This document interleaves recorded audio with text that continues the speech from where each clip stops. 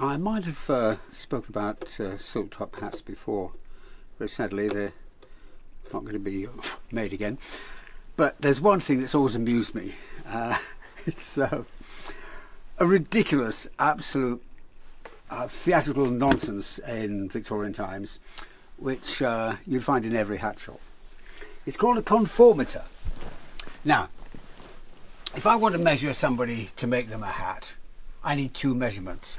I need that measurement and that measurement, which I could do with a pair of calipers. And if I wanted one there and there, a pair of calipers would do the job accurately and perfectly. I could even use my glasses like that and measure it. Anyway, somebody came up with this device. It's unbelievably complex and complicated. It's called a conformitor. It looks like the inside of a piano. There's got dozens of little keys here that are on a spring on the outside of it. It's an incredibly complicated bit of kit. And when your customer comes in, you put this on his head, and all those little keys go out and form, we assume, the same shape as his head. But that's not directly translated onto a pattern for the hat. That would be fairly sensible. No, it's done like this. While it's on his head, you lift up this lid here,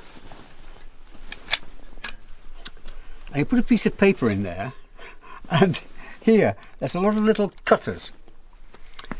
With your piece of paper in there, these little cutters serrate the shape, or a scaled down shape of his head, and then you take that piece of paper from there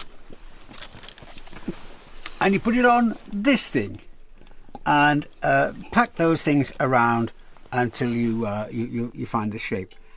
Incredibly inefficient way of finding somebody's head shape, but it was great theatre. It looked really great. You looked incredibly important. I mean, hatters just sell hats. They had to do something to make themselves look more scientific. So somebody came up with this typical Victorian over-engineered nonsense. But I've had a few of these through my hands. I'll keep this one. Yeah. The conformitor. I feel a bit like people that give away secrets of the magic circle or something. I'm going to get in a lot of trouble for saying this about the conformitor, but it was just theatrical nonsense.